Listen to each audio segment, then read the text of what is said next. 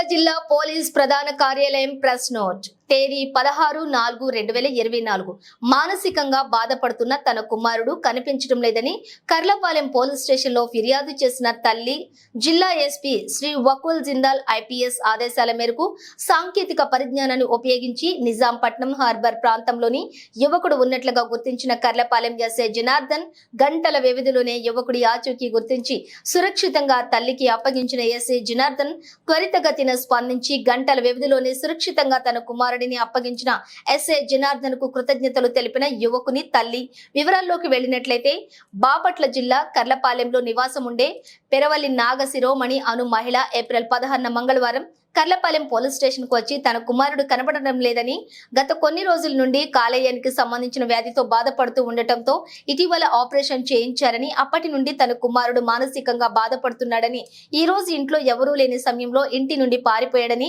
ఏదైనా అఘాయిత్యం చేసుకుంటాడని భయంగా ఉందని కర్లపాలెం ఎస్ఐ పి జనార్దన్ కి తెలపటంతో వెంటనే ఎస్ఐ కేసు నమోదు చేసుకుని జిల్లా ఎస్పీ శ్రీ వకుల్ జిందాల్ ఐపీఎస్ కి ఆదేశాల మేరకు సాంకేతిక పరిజ్ఞానాన్ని ఉపయోగించి సదరు యువకుడు నిజాంపట్నంలో హార్బర్ ప్రాంతంలో ఉన్నట్లుగా గుర్తించి వెంటనే తన సిబ్బందితోటి అక్కడికి చేరుకుని యువకుడిని అదుపులోకి తీసుకుని కౌన్సిలింగ్ నిర్వహించి సురక్షితంగా తన తల్లికి అప్పగించారు.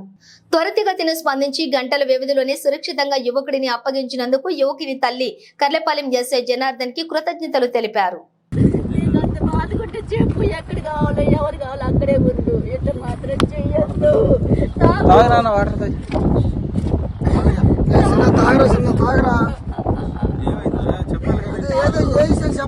ఏం కావాలో అదే చేసుకో, ఏమి ఎవ్వరు అడ్డుపడం అంతే. నువ్వు చక్కగా ఉంటేనే మాకు చాలు. నాకెవరున్నారు?